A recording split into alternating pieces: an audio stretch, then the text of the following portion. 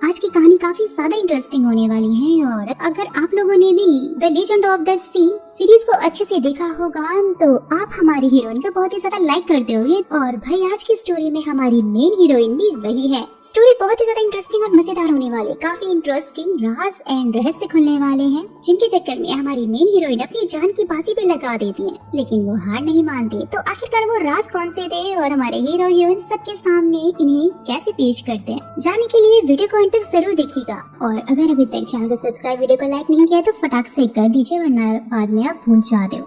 कहानी की शुरुआत हमारी फीमेल लीड मुंजू से होती है। कहानी दिखाती है कि वो अपने सपने में एक इंसिडेंट देखती है जहाँ पर कोई उसकी गोली मार देता है और साथ ही सबसे बोलती है कि वो सपने में एक आदमी थी। वेल तो उसी समय उसका हस्बैंड जूनिक स्पीच दे रहा होता है, लेकिन जूनिक की भी यहाँ पर आँख खुलती है और ये पता लगता है कि ये सिर्फ एक सपना ही था। वेल तो वही दूसरी और मेन लीड शान को दिखाया जाता है और वो क्रॉस बनाते हुए रेडियो पर सुनता है कि अमेरिका के प्रेसिडेंट नॉर्थ कोरिया पर न्यूक्लियर वॉर कर रहे हैं। वहीं दूसरी तरफ मंजू रनिंग करते हुए एक कार को नोटिस कर लेती है और घर आकर उसे जोमिक से ये पता लगता है कि चुनाव काफी ज्यादा नजदीक आ गए हैं और वो प्रेसिडेंट मेंबर है। वेल तो इसीलिए इसकी सुरक्षा काफी ज्यादा जरूरी भी थी। नेक्स्ट डे मंजू फिर से रनिंग के लिए जाती है और इस बार जंगल की ओर जाकर बॉडीगार्ड को चकमा भी दे देती है। यहाँ वो याद करती है कि वो पहले कोरिया की एम्बेसडर थी, लेकिन अचानक से इस्तीफा देकर हस्बैंड के साथ उसने रहना शुरू कर दिया था।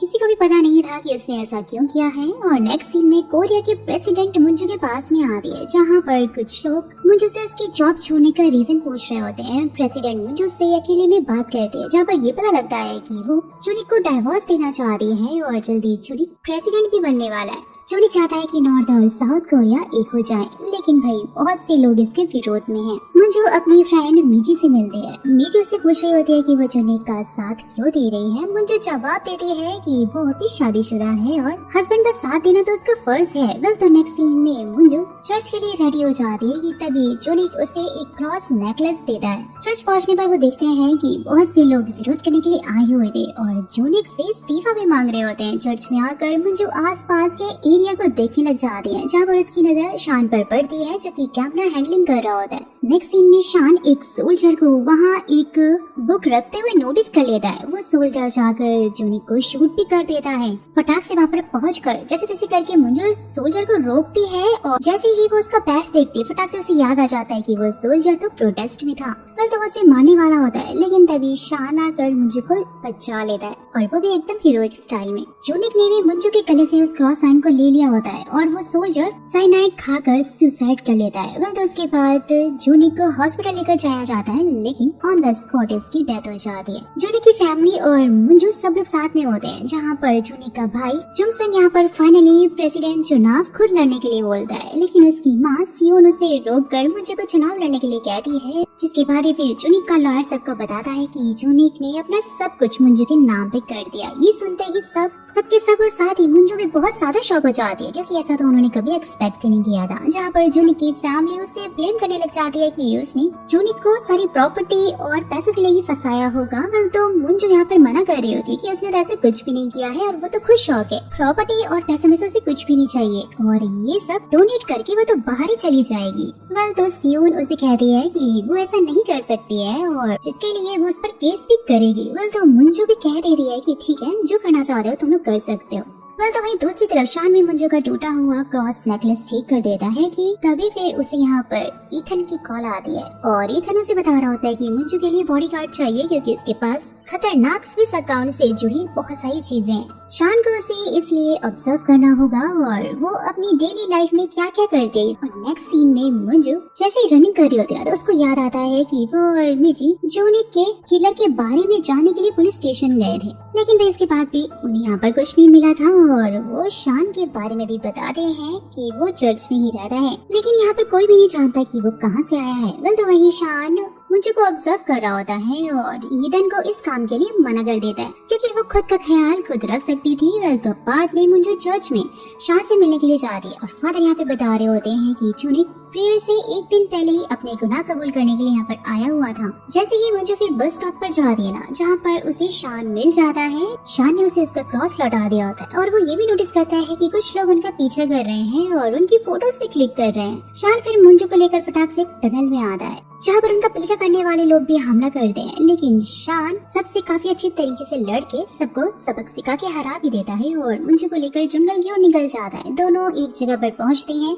जहाँ पर मंजू से पूछ रही होती है कि मरने से पहले उस सोल्जर ने क्या कहा था, उसने अपनी स्पाई को मार दिया है और इसका क्या मतलब था। जहाँ पर तभी शान उसे एक क्लिप दिखाता है जिसमें वो बुक रख रहा था। जैसे ही शान ने उसे चेक किया था, उसको एक नंबर मिला था, उसने कॉल किया वो तो लगा ही नहीं और जहाँ से कॉल आया था वहाँ पर कुछ लोग आकर ये देखने लगते हैं कि आखिर कॉल किसने किया था। साथ ही यहाँ पे उसे क्लिप भी दिखाता है जिसमें वो सोल्जर जुंगसुक से मिल रहा होता है और अब स्टोरी की स्टार्टिंग पास से होती है दोस्तों, जहाँ पर assistant secretary of state Anderson Miller के पास किसी की कॉल आती है और उसे किसी काम के लिए बहुत ज्यादा ब्लेम किया जा रहा होता है। उसके बाद मिलर एक मीटिंग में होता है, जहाँ पर उसे ये पता लगता है कि नॉर्थ कोरिया न्यूक्लियर सबमरीन से अमेरिका पर अटैक करने वाला है और मिलर एक लेटर सेक्रेटरी जूनिक तक पहुंचा देता है, जिसमें लिखा हुआ होता है कि उसके ऊपर नजर रखी जा रही है और इसलिए वो उसकी हेल्प करे। वहीं दूसरी तरफ शान भी अपने पास्ट को याद कर रहा होता है, जब उसने पहली बार मंजू को टीवी पर न्यूज पढ़ते हुए सुना था और वहीं मंजू को जूनिक के बॉडीगार्ड चंग से ये पता लगता है कि अक्सर जूनिक सीक्रेटली काम किया करता था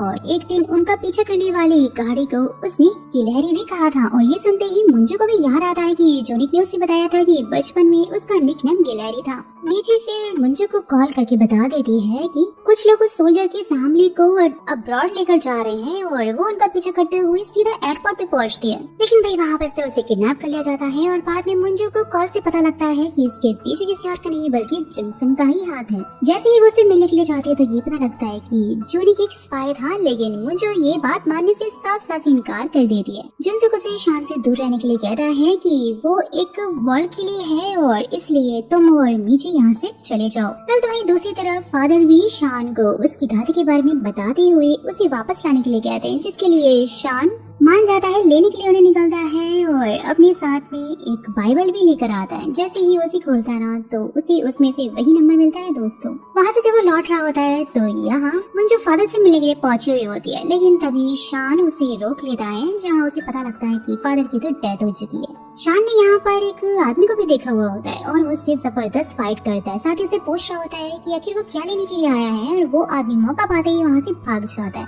वहीं पर सियोन को एक आदमी से बात करते हुए ये पता लगता है कि जूनिक मिलर से मिला हुआ था, जो कि स्पाई था, और वो शान से भी मिला था, जो कि वॉल्किरी के साथ में है। और आखिर क्यों, ये तो खैर कोई भी नहीं जानता। और वहीं शान मुझे को यहाँ पर एक टनल में लेकर आता है, जहाँ पर मुझे उससे वॉल्किरी के बारे में पूछती है तो शान भी बताता है कि मैं अब उसके साथ में काम नहीं करता।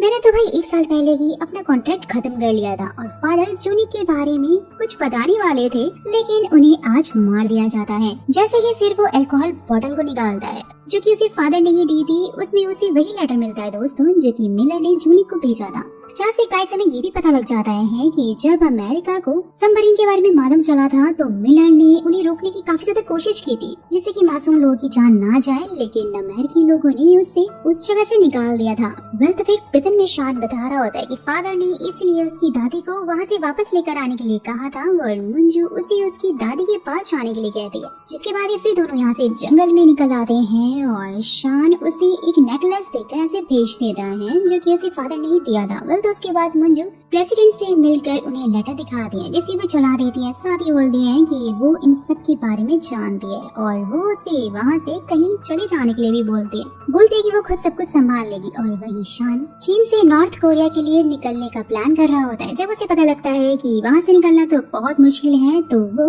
ईथन से कह देता है कि वो मंजू का बॉडीगार्ड बनने के लिए रेडी है। और वहीं मंजू अपने घर पर सियोन से बात करती है। साथ ही उसने ये भी मन बना लिया होता है कि फाइनली वो प्रेसिडेंट की इलेक्शन लड़ेगी और अगर वो उसकी हेल्प करेगी तो जीतने के बाद जूनिक की सारी प्रॉपर्टी उसके नाम पे कर देगी, जिसके लिए सियोन भी मान जाती है। नेक्स्ट डे फिर मंजू एक आदमी दूजिन से मिलकर पूछ रही होती है कि जूनिक आखिरकार उससे मिलने के लिए क्यों आया था। जैसे कि वो बता देता है कि उसने उसे लेटर के बारे में बताया था और अपने साथ शामिल होने के लिए भी बोला था, लेकिन मैंने तो उसे मना कर दिया। साथ ही फिर उसे फादर से मिलवाया, लेकिन अब उन दोनों की डेथ हो चुकी थी और अब मेरी भी हो सकती है, यानी कि उसकी जान भी खतरे में थी और इसलिए इसलिए मैं सब कुछ छोड़कर अपने रिलेटिव के पास में अर्जेंटीना जा रहा हूँ कि तभी यहाँ पर मुझे उन्हें अपने कैंपेन के पेपर देते हुए कह रही होती है कि वो प्रेसिडेंट के इलेक्शन के लिए खड़ी हो रही है और उसे उसकी हेल्प चाहिए। नेक्स्ट सीन में हम देखते हैं कि मुंजू की न्यूज सभी टीवी चैनल पे वायरल हो जाती है, जिसमें कि वो जोनी को प्रोटेक्ट कर रही होती है और वही सियोन प्रेसिडेंट सीट मेंबर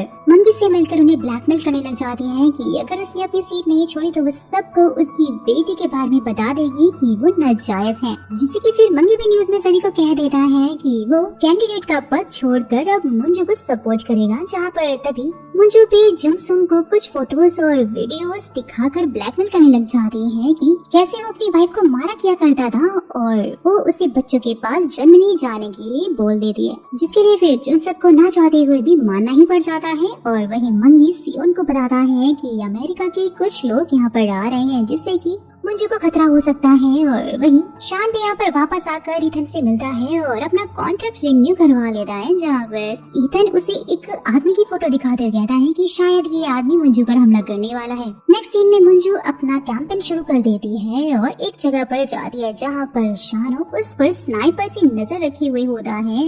तभी फिर ईथन उसे कॉल करके उस लड़के के बारे में बताता है कि वो एक बॉम्ब टेक्नीशियन है। मुंजू भी फिर जल्द ही एक ट्रेन में जाकर बैठने वाली होती है। शान उसे कॉल करके रोकने की कोशिश कर रहा होता है, लेकिन तब तक बहुत देर हो चुकी होती है। शान मुंजू से बोल देता है कि वो अपनी सीट से बिल्कुल भी ना उठे।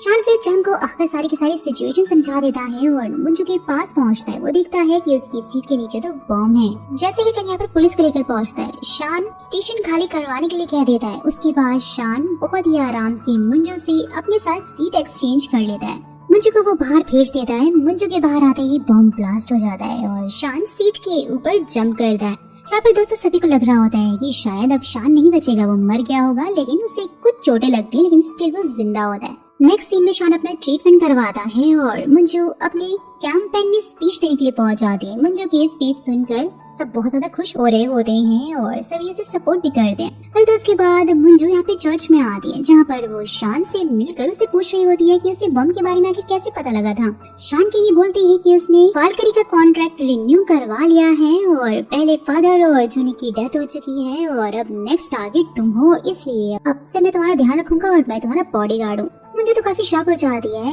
शान के ये बोलते हैं कि मुझ पर ट्रस्ट करने के लिए तुम मेरा बैकग्राउंड भी चेक कर सकती हो। मैंने बहुत सारी फाइट्स लड़ी हैं और अब तुम्हारे साथ मिलकर वॉर रुकवाना चाहता हूँ। तो मुंजू भी फाइनली इसके लिए मान ही जाती है। तो फिर नेक्स्ट डे मुंजू को एक मेल आता है जिसमें बताया जा रहा होता है कि शान ने पेरिस इंसिडेंट में अपने क्लाइंट की जान बचाई थी और इसलिए वो उसके लिए सबसे अच्छा बॉडीगार्ड है। तो उसके बाद मुंजू एक एसडी कार्ड ठीक करवाने के लिए जा रही होती है और फिर वो दूजिन से मिलती है, जहाँ पर उसे न्यूज से पता लग गया होता है कि प्रेसिडेंट चीन गई हुई है और दूजिन उसे बता देता है कि CIA का डायरेक्टर जल्द ही उसे मिलने के लिए आ रहा है और भाई इसीलिए अच्छा होगा कि तुम अब रेडियो रियूनियन पर ज्यादा फोकस करो। जैसे ही फिर मुंजू शियोन से मिलती है, जो कि उसे समझा रही होती है कि शान को बस सिर्फ एक बॉडीगार्ड ही माने और उसे फीलिंग्स के बारे में कुछ भी ना बताए। तो मुंजू बोल देती है कि उसे सिर्फ और सिर्फ जूनी की मौत की सच्चाई जाननी है और बाकी जैसे तुम सोचो वैसा कुछ भी नहीं है। तो फिर नेक्स्ट डे मुंजू अपनी सिक्योरिटी हाउस में शिफ्ट हो जाती है, जहाँ पर सबसे पहले शान पूरे घर को चेक करता है और जहाँ पर उसकी चंग से भी बहस हो जाती है। जैसे ही शान उससे कह रहा होता है कि वो मुंजू के साथ में उसकी अटैच रूम में ही रहेगा, लेकिन चंग तो साफ साफ इनकार करने लग जाता है कि तभी मुंजू शान से यहाँ पर अकेले में बात करते हुए उसे समझा रही होती है कि उसे उसकी टीम की भी परवाह है, लेकिन शान तो यहाँ पर मना करते हुए कहता है कि वो रिस्क नहीं ले सकता। वेल तो फिर उसके बाद शियोन चंग से बात करने के लिए आई हुई होती है, जहाँ वो शान को मुंजू के लिए खाना बनाते हुए देख लेती है। चंग उसे बताता है कि उसे किसी पे भी ट्रस्ट नहीं है और इसलिए वो खुद सारे काम कर रहा है। शियोन चंग से कहती है कि उसके घर में उस पर नजर रखने के लिए माइक्रो कैमरा और रिकॉर्डर लगाए हैं, वो उन्हें हटा दे। वेल तो फिर इसके बाद मुंजू अपनी रेले कर रही होती है, जहाँ पर शान एक अजीब आदमी को नोटिस करता है। वो फिर चंग से उसके ऊपर नजर रखने के लिए कहता है, लेकिन तब तक वो आदमी वहाँ से 9-11 हो चुका होता है। मुंजू अपनी स्पीच खत्म करके घर के लिए निकल जाती है। शान यहाँ पर गाड़ी में उसके साथ ही होता है कि तभी वो रास्ते में उसी आदमी को नोटिस कर लेता है और साथ ही अपने आगे एक पेट्रोल का ट्रक और पीछे एक ट्रक को भी नोटिस करता है। वो ड्राइवर को गाड़ी टर्न करने के लिए कह देता है कि तभी ट्रक उन्हें पीछे से ठोक देता है और आगे लेकर जाने लग जाता है। शान यहाँ पर सही टाइम पर गाड़ी को मोड़ देता है, सबकी जान को बचा लेता है, क्योंकि आगे पेट्रोल वाला ट्रक फट जाता है। शान फिर फटाफट से मंजू को लेकर वहाँ से निकलता है और मिची भी ड्राइवर के साथ में चंग तक पहुँच जाती है, जो कि सारी न्यूज टीवी पर दिखाता है। और वही शान और मंजू सबवे टनल से होते हुए घर पहुँच जाते हैं, जहाँ पर चंग उनसे फोन न उठाने के लिए लड़ रहा होता है। तो शान भी बोल देता है कि हमें यहाँ पर कोई ट्रैक कर रहा था और इसलिए हम फोन नहीं उठा सकते थे। तो फिर शान चंग से कह देता है कि मैंने उस आदमी पर नजर रखने के लिए तुम्हें कहा था ना, और तुमने तो ऐसा कुछ भी नहीं किया। और वही आदमी बाहर स्ट्रीट पर खड़ा हुआ था दोस्तों। तो मिची चंग को बता देती है कि अगर शान नहीं होता तो आज हम सब मारे जाते। जिसके बाद ये शान नीथन से बात करता है, जहाँ पर वो उसे पूछ रहा होता है कि उसका क्लाइंट उन्हें आखिर ऐसे काम करने के लिए क्यों कह रहा है। ईथन तो यहाँ पर उसे कुछ भी नहीं पता था और अपना काम करने के लिए बोल देता है। तो शान ये कहकर फोन काट देता है कि अब वो उसके साथ में काम नहीं करेगा, क्योंकि बहुत ही ज्यादा रिस्की था। साथ ही वो उस डिवाइस को भी तोड़ देता है जिससे कि ईथन शान पर नजर रख रहा था। नेक्स्ट सीन में फिर चंग मंजू से आकर कहता है कि उसे शान पर शक हो रहा है कि वो अमेरिका के लिए काम कर रहा है शायद, क्योंकि भाई ये घर भी उसका नहीं है। तो मंजू से बोल देती है कि ठीक है, फिर तो तुम अपना काम करो और मुझे बस तुम पर ही ट्रस्ट है। तो फिर उसके बाद मंजू अपनी नींद से उठ जाती है। शान फिर उसे पूछता है कि तुम ठीक तो हो ना। मंजू उसे बाहर चलने के लिए बोल देती है। दोनों रनिंग करते हुए एक जगह पर पहुंचकर मंजू उससे कह देती है कि वो चाहे कुछ भी कर ले, लेकिन उसका उस पे ट्रस्ट करना मुश्किल है। साथ ही उसे पूछ रही होती है कि क्या वो उसे बचाने के लिए खुद के ऊपर गोली खा सकता है। शान भी यहाँ पर हामी भरते हुए बोल देता है कि यही तो उसका काम है। तो मंजू अपना नेकलेस उतार कर शान को पहना देती है, जो कि शान ने उसे दिया था।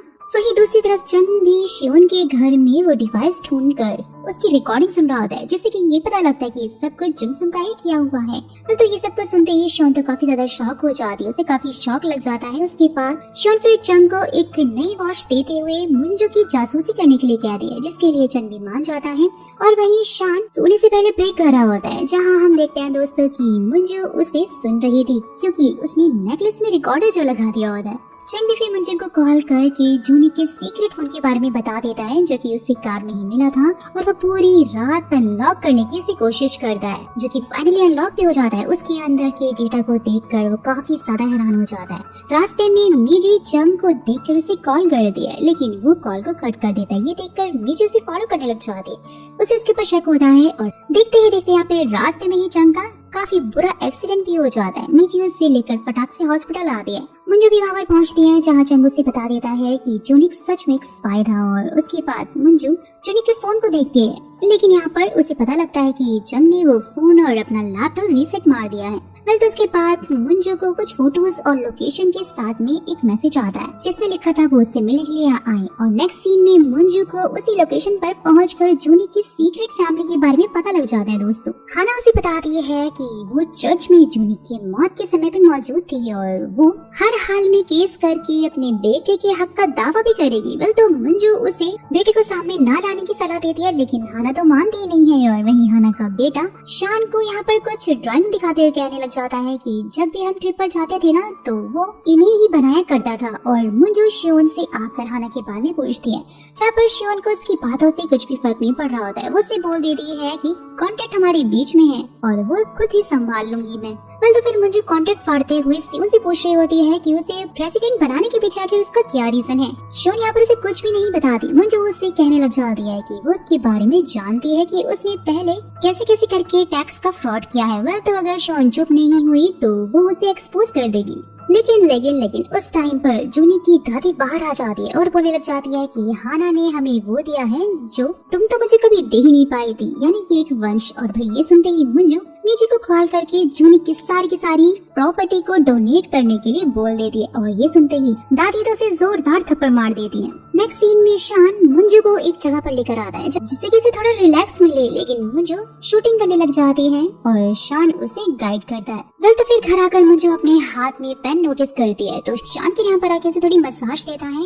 और वहीं दूजिन अपने स्टूडेंट को स्पीच देते हुए अमेरिका के अटैक के बारे में बताता है। और साथ ही वो तो उन्हें उसके अगेंस्ट प्रोटेस्ट करने के लिए भी बोल देता है, जहाँ पर कुछ स्टूडेंट के अगेंस्ट में होते हैं और साथ ही उस पर अटैक करके भी भाग जाते हैं। नेक्स्ट सीन में मंजू दूजिन से मिलने के लिए हॉस्पिटल आते हैं, जहाँ पर फिर दूजिन उसे कल होने वाली वॉर की 3 पॉसिबिलिटीज बताता है। हो सकता है कि कल के टाइम पर अमेरिका कोई ऐसा सॉन्ग प्ले करे जिससे कि अमेरिका के लोग यहाँ से चले जाएंगी। तभी कुछ लोग दूजिन को यहाँ पर लेने के लिए आते हैं। शान उसे रोकता है लेकिन दूजिन अपनी मर्जी से उनके साथ में निकल जाता है। वेल तो फिर उसके बाद मूजिन को मीची से पता लग जाता है कि उसे जूनी के लैपटॉप का पासवर्ड मिला है। लैपटॉप खोलने पर उन्हें मिलर और जूनी की चैट्स मिलती हैं दोस्तों, जहाँ पर मिलर उसे बताता है कि हमें यहाँ पर उस सबमरीन को बनाने वाले 3 लोगों का पता मिला था जिन्होंने ये कह दिया था कि वहाँ कोई भी सबमरीन नहीं है। जैसे ही मैं फिर उन्हें इंटरोगेट करने वाला था उससे पहले ही एक ने फिर दोनों को मार दिया और खुद भी उसने सुसाइड कर लिया। जैसे ही मैंने उनके बारे में थोड़ा और पता लगाया तो मुझे एक स्टेला नाम की औरत के बारे में मालूम चला जिसने की सबमरीन के बहुत सारे पोर्ट इम्पोर्ट करवाए थे और जो कि 10 साल पहले साउथ कोरिया चली गई थी और मैं चाहता हूँ कि तुम उसे ढूंढो। वेल तो फिर नेक्स्ट सीन में प्रेसिडेंट चर्च अपने कन्फेशन के लिए आती है, लेकिन वहाँ पर मुंजू होती है जो कि इससे पूछ रही होती है कि वो वॉर के बारे में सब कुछ जानते हुए भी वॉर क्यों नहीं रोक रही है। लेकिन प्रेसिडेंट उसे कहती है कि वो वॉर के बारे में जानती है तो वहाँ से भाग जाए, लेकिन वो तो मना कर देती है। नेक्स्ट सीन में मुंजू एक चाइनीज एम्बेसडर से बात करती है कि वो वॉर क्यों चाहते हैं और साथ ही ये भी कि वो इस वॉर को क्यों नहीं होने देगी। लेकिन वो आदमी कहने लग जाता है कि तुम बहुत ज्यादा स्मार्ट हो, लेकिन भाई एंड में ना तुम भी मारी जाओगी। ये सब कुछ शान पास में खड़ा होकर सुन रहा होता है। मुंजू एक लाइव कॉन्सर्ट में आकर सभी लोगों को वॉर के बारे में बता देती है और साथ ही मिलर की एक वीडियो भी दिखाती है जिसमें वो बता रहा होता है कि अमेरिका को लगता है कि वहाँ कोई सबमरीन है, लेकिन वहाँ पर कोई भी सबमरीन नहीं है और वो बस एक वहम है। लेकिन फिर भी वो वॉर करना चाहता है। ये बात अमेरिका तक पहुँच जाती है और वहीं कुछ लोग मुंजू को मारने के लिए स्टेज पर पहुँच जाते हैं, लेकिन शान आकर उसे बचा लेता है और बोट से जैसे तैसे करके उसे वहाँ से बाहर लेकर जा रहा होता है। लेकिन तभी एक स्नाइपर मुंजू को शूट कर देता है और गोली उसे छूकर निकल जाती है। शान फटाक से मुंजू को एक जगह पर लेकर आता है और उसके घाव पर टाँके लगाने लग जाता है। वहीं दूसरी तरफ प्रेसिडेंट न्यूज कॉन्फ्रेंस करके सभी को कह देती है कि वो सभी को हर हाल में प्रोटेक्ट करेगी। यहाँ एक सीन में दोस्तों हम देखते हैं कि मुंजू ने उसे कहा था कि वो भी कॉन्सर्ट में ये सब कुछ कहेगी, लेकिन प्रेसिडेंट उसे नहीं रोकेगी। वेल तो ये सब कुछ एक पर्चे पर लिखा हुआ होता है जिसे प्रेसिडेंट फाड़ देती है। नेक्स्ट सीन में शान मुंजू एक सीक्रेट प्लेस पर लेकर जाता है जहाँ पर वो दोनों खाना खाते हुए बातें कर रहे होते हैं और ये भी पता लगता है कि मुंजू एक बार प्रेग्नेंट भी हुई थी। बेबी एक लड़का था और जैसे ही फिर मुंजू शान से पूछती है कि वो नॉर्थ कोरिया क्यों नहीं गया, वो तो फटाक से उसके क्लोज आकर उसे किस कर लेता है। साथ ही बोलता है कि मुझे उसके पास होना चाहिए था जिससे मैं प्यार करता हूँ। यानी कि दोस्तों यहाँ कहानी में काफी बड़ा ट्विस्ट आने वाला था। वेल तो उसी टाइम पर रेडियो पर वही सॉन्ग बज जाता है जिसके बारे में दूजी ने बताया था और वो उसे पूछ रही होती है कि क्या हम वॉर को रोक नहीं सकते। शान यहाँ पर फिर से उसे किस कर लेता है और बोलता है कि अब सब कुछ ठीक हो जाएगा तो फिक्र मत करो। और शान फिर मुंजू को किस करने के बाद सीधा ही उसे अंदर लेकर आता है जहाँ दोनों ही इंटीमेट हो जाते हैं। वेल तो वही अमेरिका कोरिया पर अटैक कर देता है, लेकिन कोरिया उनकी एक मिसाइल को ही खत्म कर देता है। वहीं दूसरी तरफ मुंजू की शान से उसकी पसंदीदा प्लेस के बारे में पूछती है और वो उसे डेजर्ट के बारे में सब कुछ बताता है, जहाँ पर फिर दोनों एक दूसरे को ही इमेजिन करने लग जाते हैं। जहाँ शान फैमिली के बारे में भी अपनी बता रहा होता है कि उसकी फैमिली में अब सिर्फ दादी ही बची है, तो मुंजू भी कहने लग जाते हैं कि बचपन में उसकी माँ हर पल शॉप पर काम किया करती थी और मैं उन्हें हर हाल में प्रोटेक्ट करना चाहती थी, लेकिन मैं उन्हें प्रोटेक्ट नहीं कर पाई। वहीं दूसरी तरफ अमेरिका के लोग भी एंडरसन के वीडियो को रोकना चाहते थे और यहाँ एंडरसन प्रेसिडेंट को कॉल करके मुंजू का ध्यान रखने के लिए कह देता है कि वो मुसीबत में है। मैं यहाँ पे सबको संभालने की कोशिश कर रहा हूँ और प्रेसिडेंट न्यूज में भी सभी को अटैक के बारे में सब कुछ बताते हुए कहते हैं कि हमने उसे रोक लिया है और आगे भी हम उन्हें हर हाल में प्रोटेक्ट करते रहेंगे। वेल तो वही मुंजू और शान इस न्यूज को देख ही रहे होते हैं कि तभी मीची की कॉल से मुंजू को चांद के होश में आने की खबर भी मिल जाती है, जहाँ पर चांद उसे एक वीडियो दिखाता है जिसमें जूनिक को नॉर्थ कोरिया में सम्मानित किया जा रहा था। यानी कि भाई ये बात तो पूरी तरह से साफ हो जाती है कि जूनिक एक स्पाई था और ये वीडियो उस चांद को किसी ने भेजी थी और उसे मिलने के लिए भी बुलाया था। लेकिन जैसे ही वो वहाँ पे जा रहा होता है उसका खतरनाक वाला एक्सीडेंट हो जाता है। मुंजू चांद की भेजी हुई लोकेशन को पहचान लेती है कि ये तो हाना के घर की लोकेशन है। तो उसी टाइम पर शान भी समझ आता है कि हाना और स्टेला एक ही पर्सन है। साथ ही वो याद भी कर रहा होता है कि जूनिक के बेटे ने जो उसे पेंटिंग दिखाई थी ना, वो उन्हीं कंट्रीज की थी जिससे कि सबमरीन के पार्ट्स इंपोर्ट हुए थे। हाना भी यहीं पर अपने बेटे को लेकर सियोन के साथ में रहने लग गई होती है। और नेक्स्ट सीन में शान मुजू के साथ में मंगोलिया भागने का प्लान बना लेता है और इसके बारे में वो उसे बता देता है कि उसी टाइम पर वो न्यूज देखती है जहाँ पर सभी को मुजू और शान के रिलेशन के बारे में पता लग गया होता है कि उनकी रात वाली सारी की सारी बातें भी लीक हो गई थी। लेकिन भाई मुझे को इस बात से बिल्कुल भी रिग्रेट नहीं हो रहा होता है। शान को मंगोलिया के बारे में जैसे ही पता लगता है कि वहाँ का वेदर तो काफी ज्यादा खराब हो गया है और इसलिए वहाँ जाने के सारे रास्ते बंद हो गए हैं। शान फिर मुझे को एक गन देते हुए कहता है कि वो जल्दी लौट कर आएगा। वह तो उसके जाने के बाद मुझे अपनी रात वाली ऑडियो को बार बार सुन रही होती है जहाँ पर वो ये नोटिस कर लेती है कि उसने शान के लॉकेट को निकाल कर ग्लास में रख दिया था जिसमें कि उसने वो रिकॉर्डर लगाया था। लेकिन भाई उसे समझ ही नहीं आ रहा होता है कि आखिर ये लीक कैसे हो गई। और वही शान सीधा ही यहाँ पर ईथन के घर पे पहुंच जाता है, उसे मारने लग जाता है और पूछता है कि आखिर उसने डिवाइस कहाँ लगाए हैं। वेल तो उनकी ऑडियो लीक कैसे हो सकती है, लेकिन ईथन को इसके बारे में कुछ भी पता नहीं होता है। यहाँ पर मुझे भी उनकी बातें सुन रही होती है, सारी की सारी बातें। और यहाँ यून भी शान को अरेस्ट करने के लिए आता है जहाँ पे वो उसे कहता है कि वो जानता है कि वो हान शांगा के कहने पर मुझे को बॉडीगार्ड बना है और मुझे को प्यार में फंसाना भी उसका ही प्लान है। और वो उसे उसकी दादी की फोटो दिखाते हुए कहने लग जाता है कि आज रात तुम मुझे को लेकर भागने की कोशिश करना, फिर हम उसे पकड़ लेंगे, जिसके बाद तुम पानी के रास्ते भागते हुए अपनी दादी के पास भी चले जाना। वेल तो हम मुझे को स्पाई के रूप में सबको दिखा देंगे। लेकिन वह शानत उसे लड़ने की कोशिश करता है, लेकिन वो उसे मारने लग जाते हैं कि यहाँ उसका नेकलेस नीचे गिर जाता है। वो दिखता है कि उसमें तो रिकॉर्डर लगा हुआ है। फटाक से वो लोग उसे अरेस्ट करके लेकर जा रहे होते हैं, लेकिन शानो उन्हें जैसे तैसे करके मार के वहाँ से भागकर सीधा मुझे के पास में पहुँच जाता है जो कि घर से जंगल के लिए निकल गई होती है। वो फिर उसे ढूंढने लग जाता है, लेकिन मुझे जंगल में छिप जाती है जहाँ कोई उसे सबमरीन की वीडियो भेजता है कि वो सच में वहाँ पर है। वेल तो वही दूसरी तरफ ईथन भी कहीं जा रहा होता है जहाँ शान उसे पकड़ लेता है और पूछ रहा होता है कि उसने उसे क्यों नहीं बताया था कि हान शांग के लिए काम कर रहा है। वेल तो ईथन उसे बता देता है कि तुम स्टेला के लिए काम कर रहे हो, तो शान स्टेला के बारे में उसे सब कुछ पता करने के लिए बोल देता है। वेल तो वही मुंजू मीजी के साथ में घर आती है और वो एंडसन से बात कर रही होती है जहाँ पे उसे पता लग जाता है कि वहाँ दो सबमरीन है, एक जो कि ऊपर है वो नॉर्मल है, लेकिन जो कि पानी के नीचे है वो न्यूक्लियर है। उसके पास एक वीडियो भी आया हुआ होता है जिससे कि ये साबित हो सके कि वहाँ पे कोई सबमरीन नहीं है, लेकिन वहाँ पर तो वो सबमरीन थी। मुंजू भी चांद के साथ में उस सबमरीन पोर्ट पर पहुंच जाती है जहां पर मीजी ने उसे रोका भी था। शान से मिलती है जहां वो उसे कह रहा होता है कि वो ये सब कुछ करके बस उसकी जान ही बचा रहा था। वेल तो वो उसकी तरफ सीधा ही गन तान देती है, बोलती है कि अब उसे उसकी बिल्कुल भी जरूरत नहीं है। वो जानती है कि वो उसे धोखा दे रहा था और वो अपनी दादी के पास यहाँ से चुपचाप चला जाए और दोबारा कभी वापस न आए, वरना वो उसे शूट कर देगी। ये बोलकर वो वहाँ से भाग जाती है। रास्ते में मंजू को अपनी पॉकेट में से एक फोन भी मिल जाता है जो कि शान ने उसे बिना उसे पता लगे ही रख दिया था। और वहीं दूसरी तरफ ईथन स्टेला के बारे में शान को सब कुछ बता देता है जहाँ उसे ये भी पता लग जाता है कि हाना ही स्टेला है। वेल तो वही हाना पूरी तैयारी के साथ में कहीं जाने लग जाती है और नेक्स्ट सीन में मंजू अर्जेंटीना के लॉयर जॉर्ज से मिलती है जो कि उसे बताता है कि 5 साल पहले जूनिक का रिप्रेजेंटेटिव उसे मिलने के लिए आया हुआ था और वो वहाँ पर रियल एस्टेट खरीदने के लिए फॉर सेल कंपनीज खरीदना चाहता था। लेकिन भाई जूनिक की डेथ के बाद भी रिप्रेजेंटेटिव मुझसे मिलने के लिए यहाँ पर आया, जिसके बाद ही मुझे उसकी वाइफ यानी कि तुम्हारे बारे में सब कुछ पता लग गया और मैं मिलने के लिए चला आया। दोस्तों मैं यहाँ पे आपको बता दूंगी उसके रिप्रेजेंटेटिव का नाम स्टेला है। और फिर वो जूनी के बच्चे के बारे में पूछता है तो मुंजू हाँ में भरते हुए कहती है कि हो सकता है कि ये सब कुछ इनहेरिटेंस के बारे में ही हो, क्योंकि भाई अर्जेंटीना के रियल एस्टेट में जो भी उसकी जमीनें हैं ना उन सब की कीमत ट्रिलियंस में है।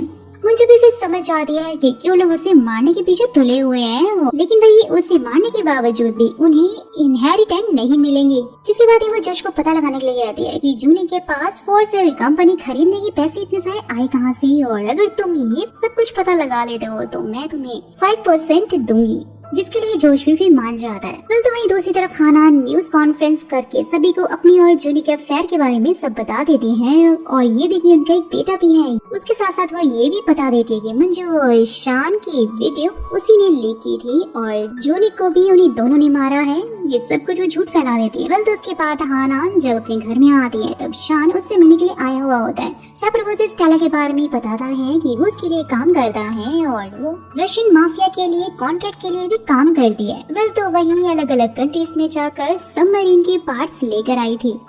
हाना फिर उसे सवाल करती है कि क्या तुम्हें मैं वो लगती हूँ। शान फिर कहता है कि मैं जानता हूँ कि वो नॉर्थ कोरिया के एम्बेसडर की बेटी है और साथ ही वो तो मुझे पर आरोप लगाकर इनहेरिटेंस लेना चाहती हैं, लेकिन जब फॉरेन में कॉन्ट्रैक्ट साइन हुआ था उस टाइम पर उसके ऊपर तो स्टेला के साइन थे और तब तुम तो उस टाइम पे कोरिया में थी, यानी कि स्टेला 2 है। और ये सुनकर हाना तो काफी ज्यादा शॉक हो जाती है और साइनाइड खाने वाली ही होती है, लेकिन शान उसे रोक लेता है। साइनाइड को नीचे गिराकर स्टेला के बारे में पूछता है कि वो कौन है और वहीं दूसरी तरफ चांग मुंजू को बता रहा होता है कि उसने सियोन के कहने पर ही उसकी जासूसी की थी ताकि वो ये पता लगा सके कि क्या सच में जूनिट को मुंजू ने ही मारा है और इसलिए उसने उसके फोन में ट्रैकर लगाकर सियोन को दे दिया था और इसलिए उसने ऑडियो भी लीक कर दिया। वेल तो वहीं शान यून से मिलने के लिए हॉस्पिटल पहुंचा हुआ होता है जहां पर उसका बेटा भी एडमिट होता है। शान फिर उसे मुंजू को स्पाई और वॉर होने का असली रीजन पूछता है, साथ में ही असली जासूस देने का भी वादा करता है। वेल तो यून उसे कुछ भी नहीं बता रहा होता है और वहीं दूसरी तरफ मुंजू अर्जेंटीना जाने की तैयारी कर लेती है। उससे पहले वो दोजिन से मिलने के लिए जाती है जहाँ पर वो उसकी बुक भी नोटिस कर लेती है और साथ में चलने के लिए पूछती है, लेकिन वो तो उसे साफ साफ इनकार कर देता है। तो मुंजू फिर उसे किडनैप कर लेती है और क्लिफ पर लगाकर पूछती है कि तुम ये सब कुछ क्यों करवा रहे हो।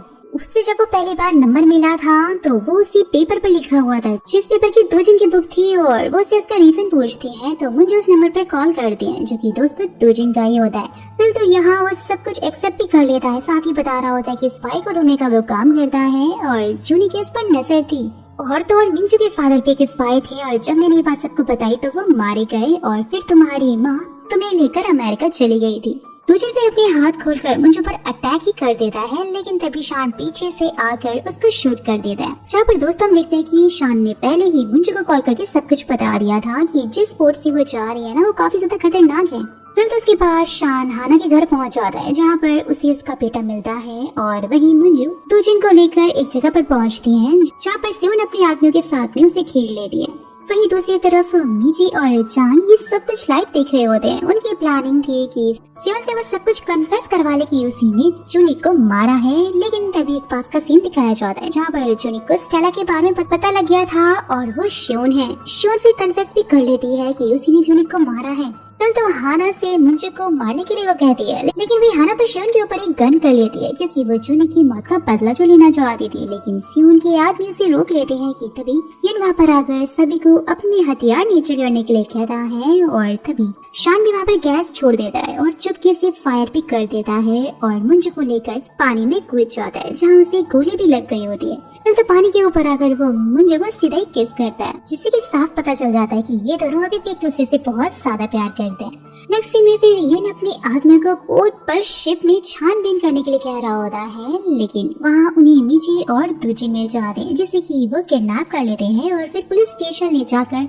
उसे पूछताछ कर रहे होते हैं। वहीं दूसरी तरफ शान और मुंजू कार से निकल जाते हैं और फिर वो दोनों एक जगह पर रुकते हैं जहाँ पर दोनों एक दूसरे को छोड़ने के लिए माफी भी मांग रहे होते हैं। फिर शान उसे बता देता है कि जब वो इराक में था ना उस टाइम पर उसने उसे टीवी में देखा था जहाँ वो नॉर्थ और साउथ कोरिया के एक होने की बात कर रही थी और वो उसे कहने लग जाता है कि उसे ये वॉर हर हाल में रुकवानी होगी जिसने कि वो भी उसके साथ है। और वही शियोन घर पर आकर हाना के बेटे को ढूंढने लग जाती है, लेकिन शान से पहले ही हाना के पास पहुंचा चुका था जो कि एक सेफ जगह में थे। शान और मुझे यहाँ पर एक टेंपल में आते हैं जिसके बारे में सिर्फ मुझे और जूनी को ही पता था और वहाँ उसे एक लेटर और पेन ड्राइव भी मिल जाती है जो कि जूनी की तरफ से था। जूनी के लेटर में लिखा हुआ था कि उसका पहले से ही एक बेटा है और शियोन बहुत ही खतरनाक औरत है, इसलिए उसे हर हाल में बच के रहना।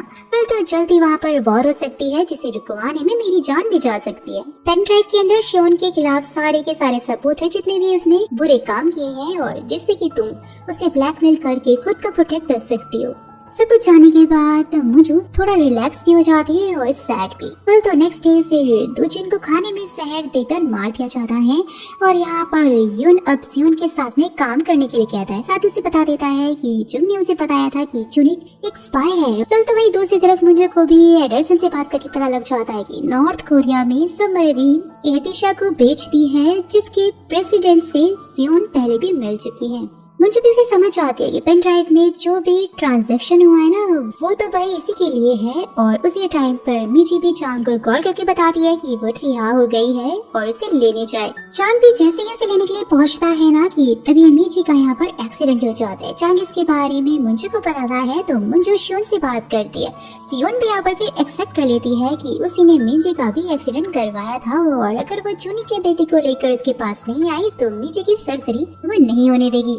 मुझे फिर हाना को उसके बेटे के साथ में वहाँ से भागने के लिए कहती है कि तभी हाना उसे न्यूज़ दिखाती है जहाँ पर रदिशा का प्रेसिडेंट वॉर के लिए अमेरिका को धमकी दे रहा होता है। वो बताती है कि सबमरीन जल्द ही वहाँ पर भेजी जाएगी। शान भी हाना को लेकर निकलने वाला होता है। वो मुंजू को उसका ध्यान रखने के लिए भी कह देता है। मुंजू फिर बाद में एडिसन को कॉल करके रदिशा को होने वाले ट्रांजैक्शन को रोकने के लिए कह रही है, जिसके लिए वो मान जाता है। मुंजू फिर मिची को बचाने के लिए निकल जा रही है, जहाँ पर वो शान को कॉल करके बता देती है और वहाँ आने से उसे मना कर देती है। मुझे फिर शॉन के पास जाकर उसे इनहेरिटेंस के पेपर देखकर कहने लग जाती है कि वो सब उसके नाम पे कर देगी। साथ में वो ये भी एक्सेप्ट कर लेगी कि उसी ने जूनिक को मारा है। ये सब कुछ सुनकर तो सियोन डॉक्टर को कॉल करके मीजी की सर्जरी शुरू करने के लिए कहकर चली जाती है। जिसके बाद ही जुन फिर मुंजू को यहाँ सीधा अंदर लेकर आ जाता है, जहाँ पर मुंजू उसे समझाने की कोशिश करती है कि सियोन गलत कर रही है और इसलिए उसे रोक लो। लेकिन फिर जुन तो उसे थप्पड़ मारकर उसे चुप रहने के लिए कह देता है। उसके बाद मुंजू सियोन से पूछने लग जाती है कि वो स्टेला आखिर कैसे बनी।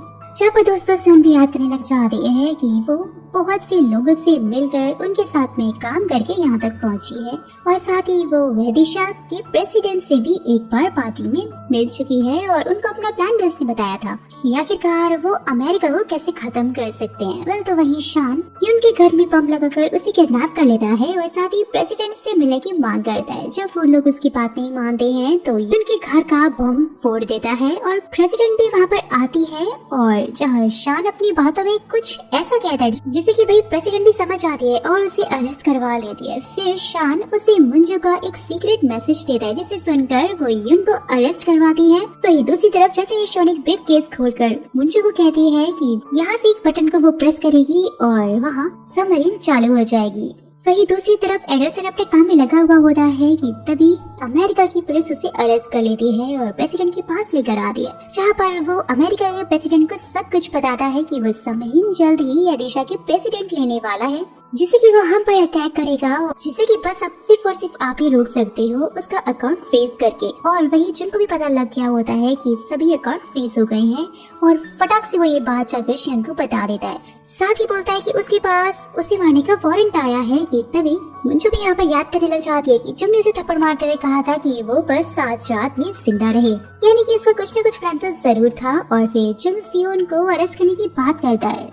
साथ ही से ये भी पता लग गया होता है कि जूनिक को उसी ने मरवाया है, जिस गन से उसे शूट किया गया था ना वो सियोन के नाम पर ही थी। वेल तो जुन मुंजू को लेकर वहाँ से भागता है, लेकिन उसके बाद भी उसे गोली लग जाती है और वो मुंजू को फिर एक कार्ड देते हुए कहने लग जाता है कि सियोन के रूम में उसे एक फोन मिलेगा, जिससे कि तुम हान संग से बात करके उसे सब कुछ बता देना, सच बता देना। वेल तो मुंजू वहाँ से भागने लग जाती है और वहीं सोल्जर आकर शिप को रोकते हैं।